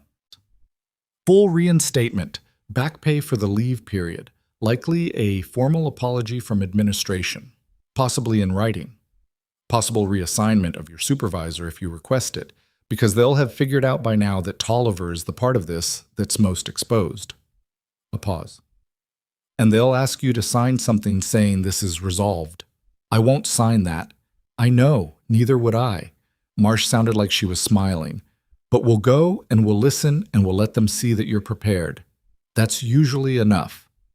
It was, in fact, enough. The Monday meeting lasted 2 hours. Sorensen was there. Patricia Vance was there. A woman from HR Madison had never met was there. And the hospital's regional director of operations, a man named Theodore Burke, who had flown in from the corporate office in Philadelphia and whose presence confirmed that this had risen significantly above Patricia's level, was there. Burke was 60, silver-haired, with the careful manners of someone who had spent a career managing liability, and he spent the first 20 minutes of the meeting not quite looking at Madison while he spoke in general terms about the hospital's commitment to its employees. Madison let Marsh handle most of it. She'd gotten good at letting other people handle things, which was a skill she'd learned in the military and refined in 5 years of being a nurse in an institution that didn't listen to her, and which mostly meant sitting still and being present and waiting for the moment when her presence specifically was required. That moment came when Burke said, carefully, "We'd like to understand the full context of the administrative action that was taken." Madison looked at him. "Would you like me to explain it? Or do you want me to tell you what I think you already know?" A beat. He chose the latter, which she gave him credit for. "We are aware," Burke said even more carefully, "that there may have been external influences on the timing and nature of the action. There were. We're taking that seriously. I know you are. That's why you're here." She kept her voice level. "I want 3 things. My position back, the conduct review closed without finding, and a formal review of the circumstances that led to the administrative action, not a quiet review. Something with a documented outcome." Burke looked at Sorensen. Sorensen looked at his notes. "The first 2 are straightforward," Sorensen said. The third is the part that matters," Madison said. "Because if the documented outcome shows what I think it shows, then the people who were involved in that action have an accountability problem that is separate from my reinstatement. I'm not asking for a witch hunt. I'm asking for an honest record." The room was quiet. Burke made a decision. She could see it happen. The specific moment when a person in a position of institutional authority decides that honesty is less expensive than its alternative. "We can agree to a formal documented review," he said, "conducted by an independent HR consultant, outcomes documented and filed. And made available to me. And made available to you." She looked at Marsh, who gave the smallest possible nod. Then she looked back at Burke. "Then we have an agreement." It wasn't celebratory. Nobody shook hands dramatically. Marsh gathered her notes. Sorensen made marks on his legal pad. Burke spoke briefly with the HR woman in a lowered voice. Madison sat and waited for the room to finish its business, which took another 20 minutes, and then she and Marsh walked out into the hospital corridor, and the hospital was the same as it always was. Monitors beeping, someone's cart rattling, ordinary life happening in its ordinary medical shape, and she walked through it with Marsh to the exit. "That went well," Marsh said, on the steps outside. "For a certain definition of well. The best available definition, in my experience." Marsh pulled on her coat. "You'll have the formal paperwork by Wednesday. Reinstatement effective immediately, back pay processed within the week." She paused. "What are you going to do about Tolliver?" Madison considered this. "Nothing right now." Marsh raised an eyebrow. "The independent review will do more than I could do directly," Madison said. "And if Hartwick's inquiry establishes a connection to that phone call, the review will have something to connect to." She looked out of the parking lot, the gray February sky, the same parking lot she'd driven in and out of for 5 years without thinking much about it. "I don't need to be the one who does it. I just need it to be done." Marsh nodded slowly. "That's a mature position." "It's a tired one," Madison said, which made Marsh actually laugh, the quick, genuine laugh of someone who hadn't expected it. She drove home, called her sister, made dinner for the first time in a week. Actual dinner, with effort, pasta and vegetables, and the specific normalizing ritual of cooking something from scratch, because her body needed the signal that ordinary things were happening. She was washing the pan when her phone rang. Voss. "We got the communications records," Voss said. Her voice was different from every other time Madison had spoken to her, still controlled, but with something underneath it that was very close to the surface. "Hartwick's records from March 4th, Wardak Province, the 11-minute window." Madison turned off the water. "And?" "The grid correction is on the record. His voice, his authorization code, his frequency. Transmitted at 0411, which is 9 minutes before you went back in the first time." Voss paused. "He didn't make a mistake, Madison. The correction was deliberate. We have 3 prior communications in the same window that establish he knew exactly where the element was and where he was sending them." The kitchen was very quiet. "Why?" Madison said after a moment. "Why would he?" "That's what the charge recommendation is going to have to establish." Voss's voice was careful. "Our working theory involves an operational disagreement at the command level and a decision to remove an element that was in a position to report something he didn't want reported. We don't have all of it yet." She paused. "But we have enough. Enough to charge him." "Enough to charge him." A beat. "The JAG referral goes through tomorrow morning. He'll be formally notified within 48 hours. At that point, this moves outside my jurisdiction and into the criminal process." Another pause, longer. "I wanted you to hear it from me first, before it becomes something else." Madison stood in her kitchen with the clean pan in her hand and the February night outside the window and the weight of 11 minutes in Wardak Province settling into a new position, a position it had never occupied before, which was the position of a thing that was finally going to be accounted for. "Thank you," she said. "You did the hard part," Voss said, "carrying it for 6 years and then giving it to us intact. That's—" She stopped, started again. "That's not nothing." She hung up, set the pan on the drying rack, stood at the window. In 48 hours, Colonel Hartwick would receive a formal notification from the Judge Advocate General's office. His attorneys would begin the work of building a defense around a communications record that did not support one. The 4 families of the men who had died at the second grid point would receive calls from Farish or people Farish trusted, calls that would be devastating and overdue and at least finally honest. And at Callaway General Medical Center in Dunmore, Pennsylvania, Gary Tolliver would receive, in the next 2 weeks, a notice that an independent HR review had been initiated into the circumstances of a specific administrative action, and the review would include, because the attorney Madison's labor counsel had hired to conduct it was also very good, a formal request for records of all communications to and from Tolliver's personal phone during the relevant window. That request was already filed. She went to bed. At 11:15 p.m., her phone buzzed with a text from Farish. "Board is notified. Promotion officially suspended. 7 people want to know if you're okay." She read it twice. Typed back. "Tell them yes." Looked at the message, deleted it. Typed, "Tell them I'm working on it." Sent that instead, which was more honest, and put the phone on the nightstand face down.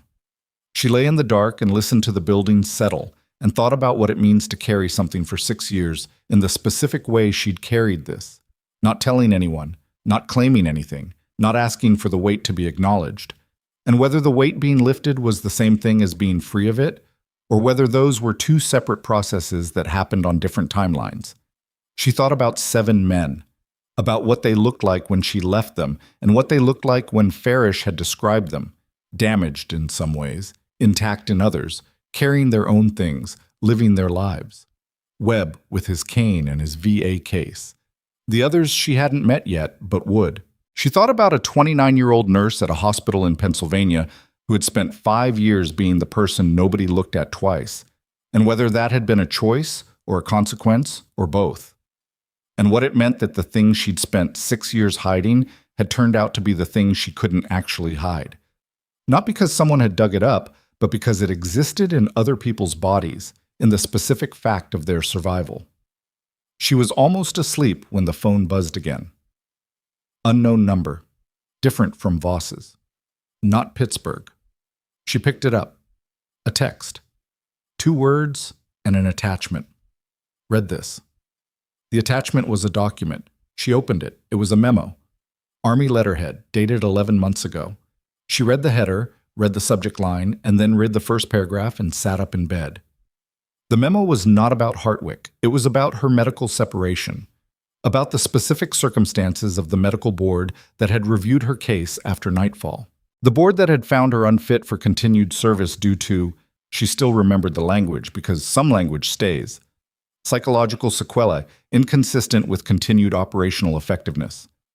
The memo described an intervention, by name, by rank, by the specific nature of the pressure applied to the medical board's reviewing officer, which had not been subtle pressure. It had been explicit, documented in internal communications that the memo's author had apparently spent the better part of a year collecting. The pressure had come from Hartwick's office. She hadn't been medically separated because of her condition. She had been medically separated to remove her from active service before she could be called as a witness to anything, before she could speak officially about an adjacent frequency and 11 minutes in a grid correction that sent 4 men somewhere they weren't supposed to be. She sat in her dark bedroom and read the memo 3 times. Then she scrolled down to the signature at the bottom, a name she didn't recognize, a rank she didn't recognize, an office she'd never heard of. And below the signature, a single handwritten line. This was filed with JAG 6 days ago. They have it. I wanted you to have it too. She stared at the handwriting. Outside, somewhere down the block, a car alarm went off, and then went silent. She had been separated from the army not because she was broken. She had been separated because someone had been afraid of what an intact, credible, first-hand witness could do to a carefully maintained silence. And now that witness was sitting up in bed in Dunmore, Pennsylvania, reading a memo that had just made the carefully maintained silence impossible, and somewhere in a military legal office in Washington, D.C., a JAG attorney had the same document and was, Madison would later learn, working through the night. She didn't sleep after that. She sat up with the memo on her phone screen and read it until she had it memorized, which didn't take long because she was already a fast reader and because some things, once seen, don't need to be read again to stay with you. At 6 a.m., she called Voss. "The memo," she said when Voss picked up. A pause. Not surprised, though more like the pause of someone confirming that a thing they'd been tracking had arrived where it was supposed to. "You got it." "Who sent it?" "Someone in my office who decided you deserved to know before the legal machinery made it abstract." Voss's voice was measured, as always, but something underneath it was different this morning. A kind of settled gravity, the register of someone who has spent a year building a case and has just watched the last piece arrive. It went to JAG 6 days ago. Yesterday they added it to the formal charge packet. My separation was engineered. Yes. The words sat in the room. The medical board reviewer, Voss continued, is a colonel named Darren Price, retired now. He was contacted by Hartwick's office 3 days after nightfall with what the memo documents as an explicit instruction to find separation criteria in your file. She paused. Price kept a record of the contact. He kept it for 8 years and then gave it to my office last year. He said he'd been waiting for someone to ask. Why didn't he refuse at the time? He had reasons. A beat. Not good ones, but reasons he's been living with, apparently. Another pause. He has agreed to testify.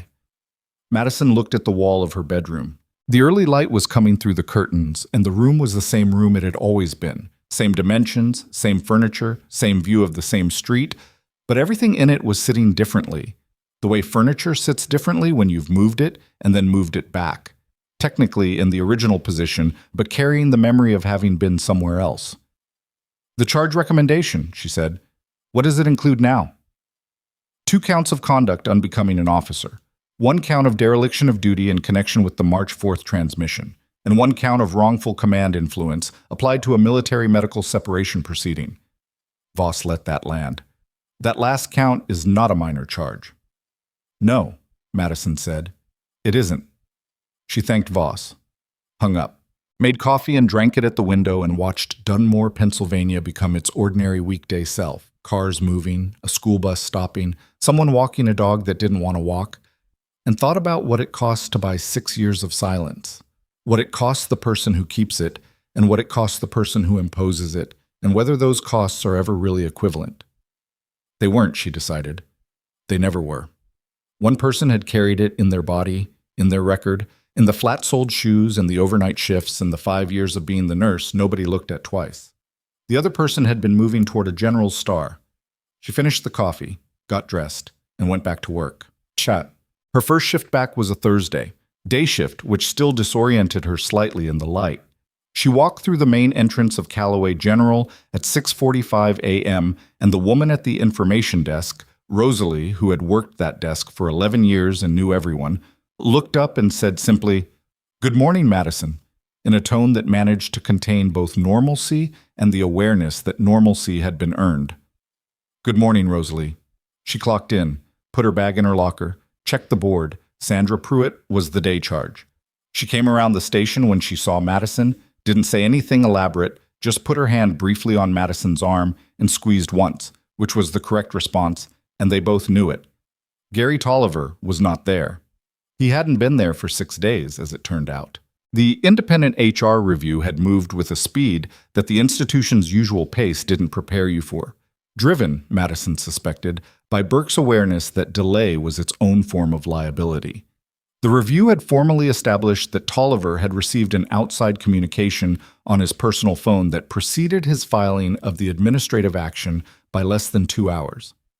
That finding was now in a documented report that existed in 3 places: the hospital's HR file, Madison's attorney's file, and Voss's case file, which had been supplemented by a formal record request to Callaway General's administrative office.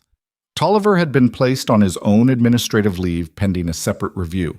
Whether he would survive it was a question the institution was now asking without Madison needing to ask it for them. She spent the first hour of her shift doing what she always did, which was the work. She checked in with the night nurse on her assigned patients, read the overnight notes, identified the 2 who needed the most attention that morning, and went to them first. There was a woman in 406 who was post-surgical and whose pain management wasn't right. She could tell from the documentation, the dose timing, the pattern, and she flagged it with the covering physician before rounds, which was the kind of thing that looked unremarkable in the moment and mattered enormously in the outcome. She was mid-charting when Cassie Drummond appeared at the station. Cassie had been notably absent from Madison's immediate vicinity since the Monday meeting, not hiding exactly, but occupying the spaces Madison wasn't occupying, moving on different vectors through the floor with a careful awareness that Madison could see even when she wasn't watching. Cassie was 24 and not cruel by nature. She was, Madison had come to understand, someone who had learned to survive in an institutional environment by attaching herself to people who seemed powerful, which was a rational, if not admirable, strategy, and which had simply, in this case, led her to attach herself to the wrong ones. She stopped next to Madison at the chart station. "I want to say something," she said. Madison looked up. "I knew the Hale thing wasn't right." Cassie's voice was unsteady in the specific way of someone who has been rehearsing something and is now discovering that rehearsed things don't deliver cleanly. "I didn't say so. I should have." Madison looked at her for a moment. Cassie was holding herself very carefully, waiting for something. Absolution, maybe, or confrontation, or some verdict that would tell her where she stood. I know, Madison said, and I know you know. She went back to her charting. Do better with the next one. It wasn't forgiveness exactly. It wasn't condemnation. It was something more practical than either, which was an assessment of what Cassie was and wasn't, and what could reasonably be expected, and what could be left to time and Cassie's own accounting. Madison had enough things to carry without adding a judgment she hadn't been asked to make. Cassie walked away. Madison finished her charting. The formal charge notification came through military channels on a Friday. By Monday, it was in the news. Not headline news, not a story that dominated the front page, but the specific and durable kind of military accountability story that runs in defense publications and gets picked up by 3 or 4 mainstream outlets and stays in the information environment for weeks. Colonel Gerald Hartwick, attached to Army Forces Command, facing a formal court-martial referral on 4 counts, including conduct unbecoming and wrongful command influence, applied to a military separation proceeding. The stories, collectively, mentioned the underlying incident, a classified special operations action in Wardak Province. 11 minutes. A grid correction. 4 American soldiers killed. None of the stories named Madison. She had been identified in the charge packet as a protected witness. Voss had ensured that with the JAG office directly, and the JAG attorneys had held it, there were things the legal system did badly and things it did right, and protecting the identity of a civilian whistleblower in an active court-martial proceeding turned out to be one of the things it could do correctly when pressed. Farish called her the morning the stories broke. How are you doing with this? I've read them, she said. They're accurate about the facts they have. The complete account is sealed pending the proceedings. Your name stays out of it unless you choose otherwise. I won't choose otherwise. Okay. He paused. The commendation package cleared Human Resources Command yesterday. It's in final review. We're looking at formal approval within 2 weeks. She held the phone and said nothing for a moment. Madison, I heard you. How do you want to handle the format of recognition? There will need to be something. She had thought about this, not obsessively, but honestly in the way she thought about difficult clinical decisions, working through the options, the likely outcomes, what each one actually served. I want it at the hospital, she said. A beat. At Callaway General? Yes. Not a military ceremony, not a public event. She looked out the window at the gray March sky, which was marginally less gray than it had been in February, some early suggestion of something different coming. I want it where people who dismissed me for 5 years can watch it happen. Not to shame them. I'm not interested in that. But because the truth should occupy the space where the lie was, that's where it belongs. Farish was quiet for a moment. I can make that work. And I want the men who are willing to be there. Not in uniform if they don't want to be, just there.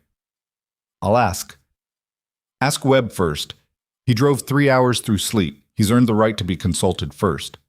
She could hear Farish almost smile. Done. Becky. It was held on a Tuesday afternoon in the 3rd week of March, in the main atrium of Callaway General Medical Center. Not a ceremony in the formal military sense. No stage, no processional, no sound system with a military band pumping through the speakers. A gathering. Folding chairs arranged in a loose semicircle. A podium borrowed from the conference room down the hall. The hospital's regional director, Theodore Burke, was there, which surprised nobody. Patricia Vance was there, and she looked tired in a different way than she had in February.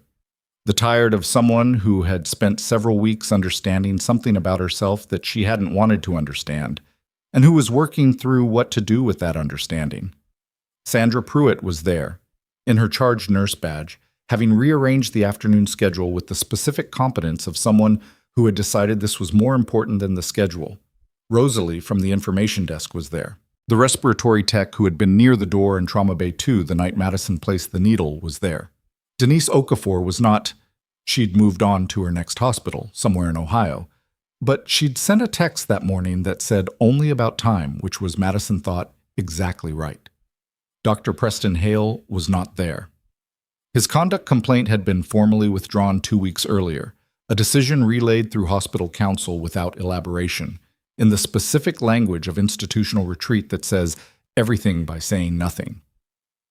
He was not present, but his absence occupied a particular space in the room that everyone present was aware of and no one mentioned. 5 of the 7 men came. Webb was there, his cane hooked on the back of his chair, sitting in the front row with the specific uprightness of someone who has spent a long time preparing for a moment and is now in it and is not entirely sure what to do with their face. Ruiz was there. Danny Ruiz, the first man she'd carried out, a 41-year-old with a construction company in Colorado who had driven to Pennsylvania because, he told Webb, there was no version of this he was missing. 3 others she recognized from the file and met for the first time in the atrium, shaking hands with the particular awkwardness of people who have a profound connection that exists entirely in one direction. She knew them. They knew her as a fact, as a force, as someone who had been present at the worst moment of their lives and had refused to leave. Farish spoke first. He was precise and unembellished, which was appropriate. The facts of Wardak province didn't need decoration. He described the operation without classified details, the extract order, the situation at the second grid point, and what a staff sergeant had done in the 11 minutes and the hours that followed. He did not use words like heroic or selfless, which Madison appreciated, because those words had always felt to her like a way of moving the thing outside normal human behavior. And what she'd done was not outside normal human behavior, it was the most normal thing she knew how to do, which was refuse to leave someone behind. Then Webb spoke. He stood without the cane, which cost him something. She could see it. The conscious decision to stand unsupported for this specific thing. He talked for 4 minutes. He was not a natural public speaker, and what he said was not polished, and it was exactly right because of that. He said he'd been told she was dead, that he'd spent years trying to find a record of her and finding nothing, which had been its own kind of weight. He said that knowing she was alive, knowing she was here, in this room, in a hospital in Pennsylvania, doing the same thing she'd always done, had changed something for him that he didn't have clean language for. She didn't know me, he said. She knew my grid coordinate. She came back anyway, and I've been trying to figure out for years what you do with that, how you carry the fact that someone went back for you into a kill zone 4 times. He looked at Madison, who was sitting to his left and was looking at a point on the floor. In the focused way of someone managing something, they are not going to let the room see them, not manage. I don't have the answer. I just know she's the reason I'm standing here, and that felt like something I needed to say in a room full of people instead of just in my own head. He sat down, adjusted the cane against his chair. Ruiz, beside him, put a hand briefly on his shoulder. Farish presented the commendation. It had been through its complete formal review and bore the appropriate authorizations, and the language in it was the specific language of military recognition. Compressed, formal, using the word valor in a sentence that contained grid coordinates and dates, and the language of sustained action under hostile fire. He read the relevant portion aloud and then handed it to Madison. She stood, took it, looked at it. She had spent 6 years knowing this moment existed somewhere in theory and telling herself it didn't matter. Standing in the atrium with the document in her hand, she discovered that she had been partly right and partly profoundly wrong. The document itself mattered less than she'd feared, but the room, the specific, imperfect, complicated room with Webb's cane and Patricia's tired eyes, and Sandra's rearranged schedule, and 5 men who had driven various distances to be in this particular space, that mattered more than she had let herself acknowledge. I don't have a prepared statement, she said. She wasn't looking at notes because there were no notes. I want to say one thing to the people who work here, and then I want to be done. The atrium was quiet. I was not looking for this, she said. I want to be clear about that because I think people assume that when someone is vindicated, when the record is corrected, they've been waiting for it, hoping for it, living for it. She paused. I wasn't. I came here 5 years ago, and I did a job. I did it as well as I knew how, and I did it on the overnight shifts and with the patients nobody else wanted, and with the colleagues who didn't have a lot of interest in what I thought. She wasn't angry when she said it. She was just precise the way she was precise about everything. The truth is that being overlooked was partly my choice. I had reasons. They were not good reasons, as it turned out. The record being what it was, the flag on my file. I had spent 6 years telling myself the shape of my life was defined by something I couldn't change, and I let that be an excuse. She stopped, looked at the commendation in her hand. The men who came here today didn't change my past, she said. What they did was remind me that the past I was ashamed of was not the one that actually happened. The one that actually happened, she stopped again, steadied. The one that actually happened has 7 people in it who are alive. That's the record. Everything else, the flag, the leave, the complaint, the 6 years of small erasures, none of that is the record. This is. She held up the commendation, not dramatically, just showing it. And then she folded it, put it in the pocket of her scrubs, and sat down.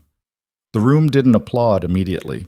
There was a moment, 4 or 5 seconds, of the specific silence that follows something real, and then it came.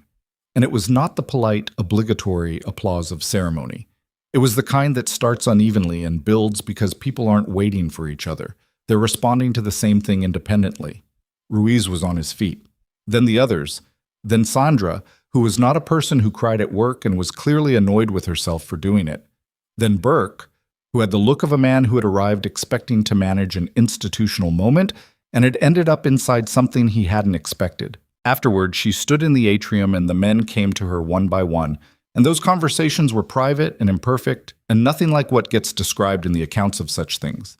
They were halting and sometimes went sideways and sometimes involved long silences where neither person knew what to say, and they said nothing. And that was fine. That was exactly right, because some things don't resolve cleanly and the integrity of the resolution is in acknowledging that. Webb was last. They stood a little apart from the remaining cluster of people. He had the cane back, which she appreciated on his behalf. The VA case, she said. Marsh knows a veterans benefits attorney. I'll send you the contact. He looked at her. That's your first sentence. I've been thinking about it since October. He almost smiled. Then he did. It was the same wet, uncontrolled laugh she'd heard on the phone. Shorter this time, better managed, but the same underlying thing. Okay, he said. Send me the contact. I will. They looked at each other for a moment in the way you look at people when the significant thing has been said, and you're both aware that what comes next is the ordinary business of maintaining a human connection, which is less dramatic and more durable, and which requires, among other things, the exchange of actual phone numbers and the intention to use them. She gave him her number. He gave her his, not the number on the military file, his actual number, the one he gave people he expected to hear from. She expected to hear from him. Hartwick's court-martial proceedings began 8 weeks later. She followed them the way you follow things at a remove, through official announcements and the defense publication coverage, through Voss's periodic updates, through Brecht's 2-sentence texts that arrived sporadically and always contained exactly as much information as he thought she needed, and nothing more. She did not testify. Her statement, certified and time-stamped and corroborated by Price's documentation and the communications records, was entered into evidence and stood without requiring her presence. This was what Voss had promised and delivered. The proceedings took 6 weeks. The verdict on all 4 counts was guilty. The sentencing, handed down on a Thursday morning that Madison spent on a double shift because she'd traded her day off to cover for a colleague who had a sick child, involved a formal dismissal from service, forfeiture of retirement benefits, and a reduction in rank to the lowest enlisted grade. No prison time. The JAG attorneys had argued for it and lost on a procedural point that Marsh explained to Madison in the kind of precise legal language that translates roughly to, the system worked imperfectly, which is how the system usually works. It wasn't everything. It was what was possible. And what was possible was not nothing. It was a finding of guilt in an official record that would outlast the man who'd tried to buy 6 years of silence with 1 page and 4 words. The flag on her record had been removed in February. She'd looked at her official military file after that for the first time in years, and what she found was a record of 14 months in Afghanistan and a commendation package and a medical separation that the corrected file now described accurately. A board proceeding that had been improperly influenced and whose findings were accordingly null, not unfit for continued service. just separated. A human being who had served and left service and gone to Pennsylvania and become a nurse, which was its own complete sentence. On the last Thursday of April, she was back on night shift, which was where she'd always done her best work. The ER had requested her return to trauma rotations. The request had come through Sandra, which meant it hadn't come through Tolliver, because Tolliver's own independent review had concluded with a finding that his conduct had created a hostile work environment for a protected employee, which had resulted in a separation agreement that was, by its own specific and administrative terms, final. She was at the charting station at 2 a.m. when the ambulance bay doors opened. Not the same way they'd opened on that February night, not with the same sound or the same urgency. A calmer admission. A woman in her 60s, chest pain, stable, likely cardiac, but not crashing. Madison was the triage nurse on. She moved to the bay. She assessed. She documented. She communicated clearly with the covering physician, who was Dr. Yolanda Ferris, 38, who had started in October and who had, in her 4 months at Callaway General, established that she was the kind of physician who listened when nurses talked, not because she was required to, but because she had learned somewhere in her training that nurses at 2 a.m. in a trauma bay had usually already figured out the most important thing. "I'm thinking NSTEMI," Madison said, after the first ECG. "Troponen's going to come back elevated. She's been symptomatic for 4 hours before she called the ambulance." Ferris looked at the strip. "Yeah," she said. "Let's get cardiology on the line." They did. The patient did fine. It took 3 hours of work, careful and unglamorous, the kind of sustained attention that doesn't produce dramatic moments, but prevents the dramatic moments from becoming permanent ones. At 5 a.m., the floor was quiet enough that Madison took a real break, 12 minutes in the break room with actual food, a sandwich she'd packed because she'd learned, finally, to pack food. Sandra had made coffee. There was a note on the whiteboard in Sandra's handwriting. "Welcome back, Reed. Try not to save everyone all at once." She sat alone in the break room and ate her sandwich and looked at the note and thought about what it meant to be known in a place. Not celebrated, just known. To have been present somewhere long enough that the people who shared the space had developed opinions about you. And some of those opinions were affectionate, and some were complicated, and some were still working themselves out. And that was fine. That was what happened when you stayed somewhere long enough to be real to people instead of just functional. She had spent 5 years being functional and invisible, and she had done it partly because she thought that was safe, and partly because she thought she deserved it. The smallness of it, the overnight shifts, and the overlooked corrections and the audits. The flag had told her she was a failure, and she had not entirely believed it, but she had let it shape the space she took up, because that is what a lie does when you carry it long enough without challenging it. It doesn't replace your knowledge of yourself. It just narrows the room. The room was wider now. Not because of the commendation, not because of the verdict, not because Gary Tolliver was gone, or because Hartwick had been stripped of his rank. Those things were just the accounting, the record being corrected to match what had actually happened. The room was wider because she had told the truth to a court reporter and a CID agent on a Tuesday morning in Pittsburgh, and in doing so had given the weight she'd been carrying to the people who were equipped to carry it forward, which was what the weight had needed all along. She didn't know, sitting in the break room at 5 a.m. with a half-eaten sandwich and Sandra's note on the whiteboard, what the next year looked like. Whether she'd stay at Callaway General or go somewhere else. Whether she'd stay in contact with Farish and Webb and Osei and the others, or whether those connections would thin over time into the occasional text, the annual check-in, the slow, natural drift of people who were connected by something significant and sustained by ordinary life. She didn't know whether Voss would need her for anything else, or whether the story she'd carried was now fully in other people's hands, and she could put it down completely. She knew that she was 31 years old and a good nurse. She knew that she could place a 14-gauge angiocath at the second intercostal space in the dark. She knew that the record now said what it should have said 6 years ago, and that 7 men were alive, and that 4 families knew the truth about what had happened to their sons, and that these facts were connected to each other in a way that had nothing to do with recognition and everything to do with consequence. The consequence of one person refusing to leave, refusing to stop, refusing to let the paperwork define what had actually occurred. Her break ended at 5:12. She threw away the sandwich wrapper, rinsed her hands, and went back to the floor. A call light was going in 4:08. She answered it. There was still work to do, and she knew how to do it, and she did it. Steadily, without drama, in the flat-soled shoes through the rest of the night and into the early morning light. That was enough. That had always been enough. She just needed the world to finally catch up to what she already knew.